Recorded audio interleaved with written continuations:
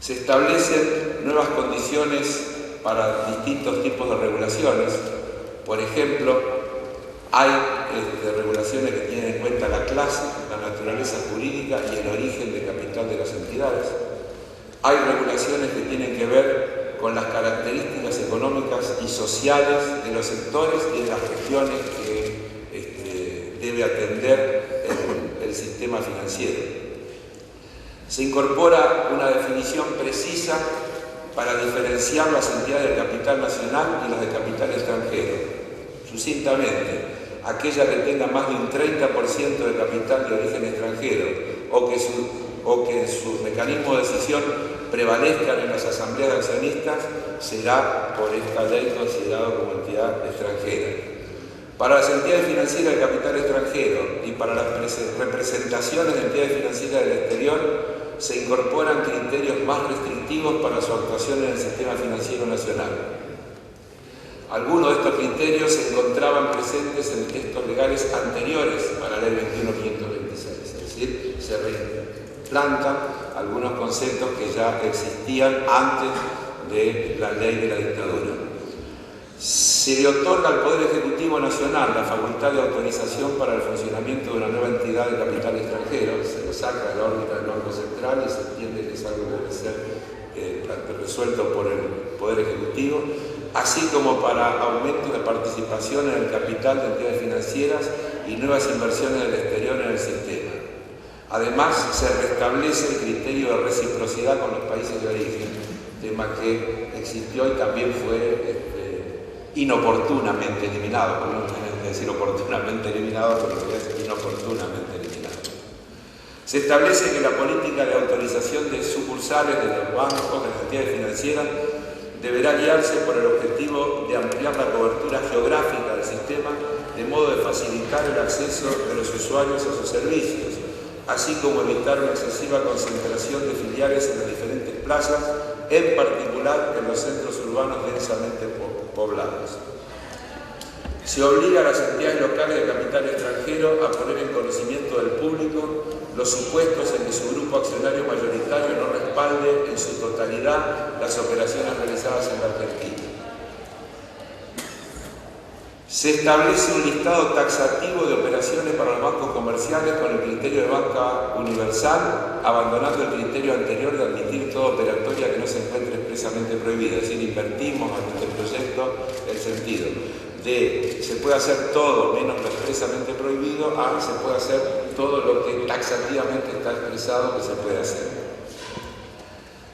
Se establecen disposiciones más estrictas sobre la explotación de empresas no financieras por parte de las entidades, limitándose esa posibilidad solo a los servicios complementarios de la actividad financiera que taxativamente establezca el Banco Central. Es decir, se limita la posibilidad de que las entidades financieras puedan participar en otro tipo de negocios que no sean estrictamente los propios vinculados, digamos, con prestaciones complementarias. Se anula la posibilidad de que las entidades financieras sean propietarias de acciones de otras entidades financieras. Se establecen regulaciones vinculadas a las operaciones en moneda extranjera. Los depósitos de moneda extranjera deberán aplicarse a operaciones en las cuales el deudor tenga ingresos en moneda extranjera. Se deja una habilitación de un margen de un 10% en esta moneda para préstamos a pymes y de inversión en proyectos que tengan ingresos en pesos pero con capacidad cancelatoria en moneda extranjera. Se establece una tasa de interés máxima para préstamos a micros y pequeñas empresas. Las tasas no podrán superar en una proporción del 5% a una tasa promedio ponderada del sistema financiero para el mismo segmento. Es decir, no se puede poner una tasa nominal máxima y se trata de establecer un criterio y decimos, bueno, hay una tasa ponderada que cobra el sistema financiero para este segmento. Cuando hablamos de ponderada, estamos significando el peso que ese ponderador tiene la presencia de la banca pública. Hoy por hoy, la banca pública representa algo así como el 40% de los préstamos del sistema financiero. Por lo tanto, estamos diciendo que esa tasa máxima estará influida en un 40% por las políticas públicas que se fijen a través de las tasas que el Banco de la Nación, el Banco de la Provincia, etc., los Banco que compone el sistema público establece. El mismo criterio se plantea para los préstamos personales de hasta 100.000 pesos, es decir, la misma regulación de un tope que no podrá exceder del 5% de la tasa promedio ponderada del sistema financiero. El proyecto encomienda al Banco Central establecer un listado de servicios esenciales que las entidades deberán ofrecer, dirigidas hacia los sectores de menores ingresos de la población, para los que se fijarán pautas operativas determinadas y un nivel máximo de comisiones. Se crea un fondo compensador en el seno del Banco Central para estimular a las entidades y compensar los costos mayores en que incurran cuando desarrollan mayores operatorias en zonas geográficas de menor densidad poblacional y o menor desarrollo económico-social y cuando prestan una mayor cantidad de servicios esenciales. Este también es un criterio, digamos, de compromiso colectivo de las entidades con la idea de la prestación del servicio público financiero. Es decir, aquellas entidades con menor vocación de estar, por ejemplo, en las zonas de menor desarrollo económico o de limitar la prestación de lo que llamamos servicios esenciales, tendrán que aportar a un fondo que servirá para compensar a aquellas entidades que tengan mayor vocación y que por lo tanto estén dispuestas a prestar ese tipo de servicios.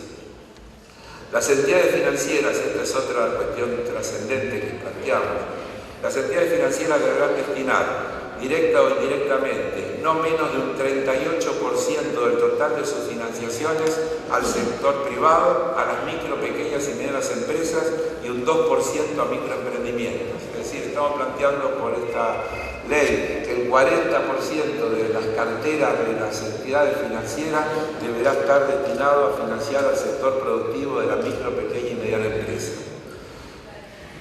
Se impone a todas las entidades financieras la realización anual de un informe sobre contribución a la democratización de los servicios. Se crea, como dijimos, la Defensoría del Usuario de Servicios Financieros en el ámbito del Banco Central, cuya misión consiste en la defensa y protección de los intereses de los usuarios financieros frente a los actos, hechos u omisiones de las entidades.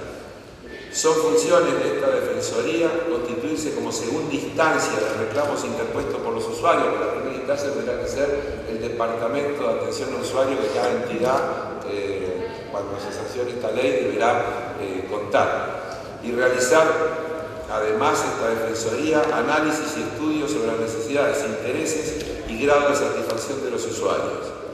Las entidades están obligadas a dar tratamiento y resolver los reclamos que presenten sus usuarios, por lo que al efecto deberán disponer de un departamento de atención al usuario de sus servicios financieros. Se encomienda al Banco Central implementar un código de conducta de las entidades financieras. El Banco Central deberá monitorear el nivel de concentración de las diferentes operatorias y adoptar medidas correctivas cuando se vean afectadas las condiciones de competencia. Ninguna entidad financiera privada podrá tener una participación en el conjunto del sistema financiero superior al 8%, tanto en el total de depósitos provenientes del sector privado como en el total de préstamos otorgados al sector privado. Es otra de las cuestiones ejes centrales que planteamos en el proyecto. Es decir, quiero adelantar que este número del 8% no significa cambios en la situación actual, pero evita que el sistema pueda avanzar hacia un proceso de mayor concentración.